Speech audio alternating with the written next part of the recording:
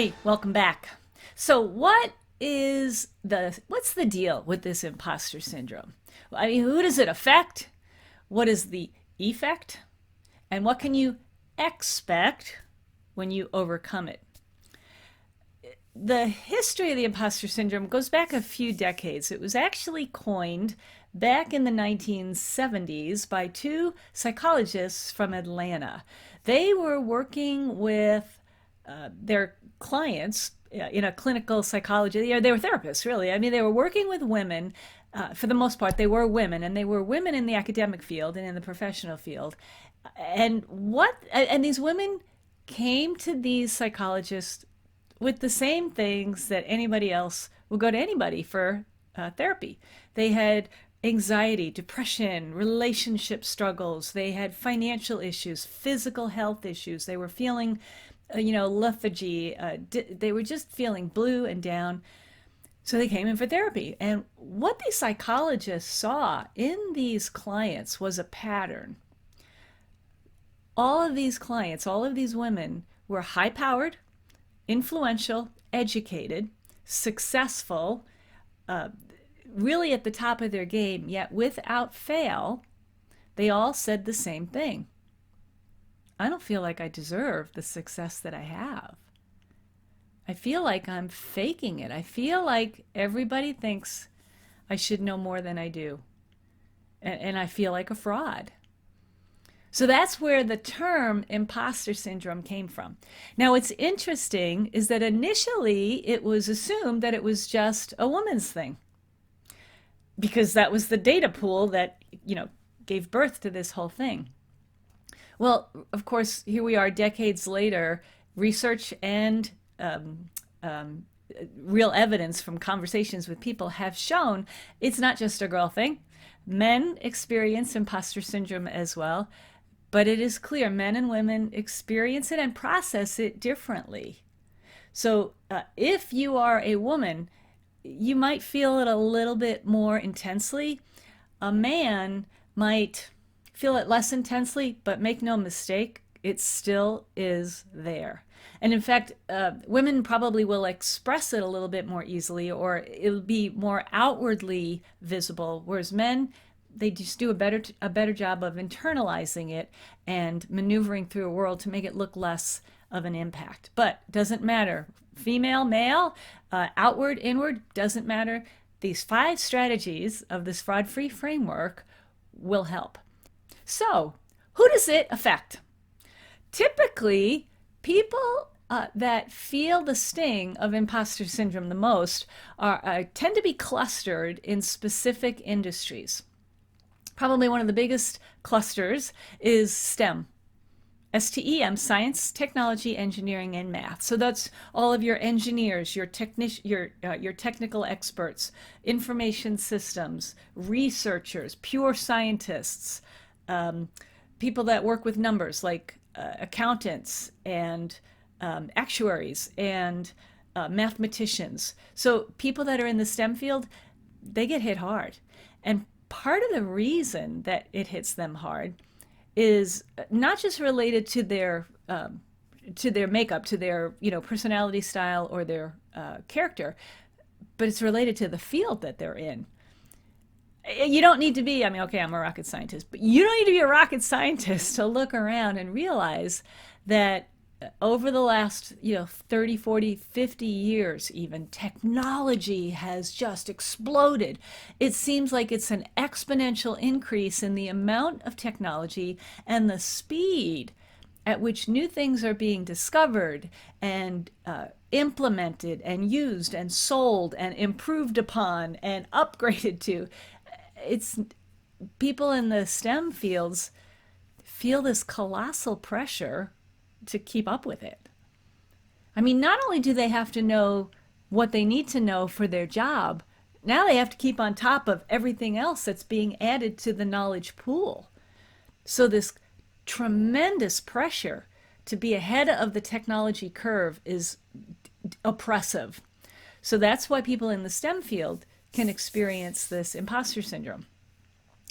Another cluster industry for imposter syndrome is the creative fields. performing arts, designers, decorators, artists, entertainers. And that is a little bit of a different reason.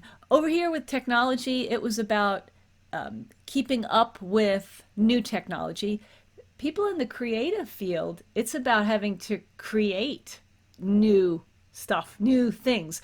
They have to, produce the next beautiful piece of art, the next amazing book, the next fabulous screen performance. So it's this constant, can I keep it up? Not can I keep up with it, but can I keep it up? So over here, it's like what's being thrust upon them. Over here, it's what are they able to produce? And because the creative process is so incredibly personal and expressive and individual and in almost without fail, not replicable. In other words, your creativity is different from your neighbor's creativity. There's no loop to close with feedback. Like, how am I doing? Am I doing okay? Am I doing it right? Am I doing it right? Am I able to repeat it? So that intensifies this imposter syndrome experience. So people in that creative realm struggle with imposter syndrome. Now, here's something interesting. If you are a person that is in both the STEM field and a creative field, you've got kind of a foot in each side. You're maybe an architect or a web designer or a graphic designer, or like my daughter, she's studying film in college. There's very high technical area part of it, very high creative area. If you're double dipping, you get a double dip of the imposter syndrome. But hangeth though in there, oh baby, there is hope with the 5 strategies of the fraud-free framework. Another pocket of people that struggle with imposter syndrome are people in the academic world. And this could be students, specifically postgraduate, people beyond college, master's, PhD level students, people that are professors, teaching assistants, research assistants, new graduates out of college stepping into the workforce. So this whole academic world fosters this imposter syndrome. For people that are, for example, researchers or professors where their tenure is relying on their ability to produce, they need to get published, the need to get published and the race to get published and the documentation of their work. The pressure is to, again, similar to the creatives, come up with something that the world has never heard of. Come up with something groundbreaking. Look around next to them and say, oh my gosh, his research is so much cooler than mine. If you go to universities that are at extremely high level, like in the Ivy League, where those are the people on sale, they're the ones that are winning the Nobel Prizes. And I mean, can you imagine the pressure of working side by side with somebody who just got awarded the Nobel Prize for something? I mean, talk about feeling diminished. So in the academic world, again, it's just a petri dish of the imposter syndrome. Another cluster are people that have advanced degrees or need certification and education for their job.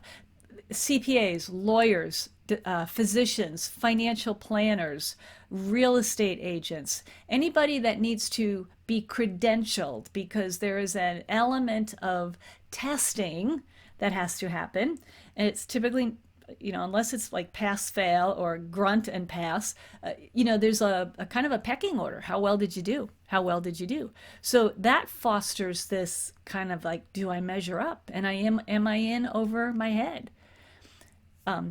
People that are in college, and I can attest to this, I did well in college because the script was easy to follow. I mean, here's the syllabus, here's the textbook, here's the schedule. Let's go at, so I could read, study, take a test, read, study, take a test. At the end of a series of those, guess what? I finished the class, passed the class, got a degree. It was very predictable. I stepped out into the real world when I started to work for NASA, and guess what? There was no syllabus for my job.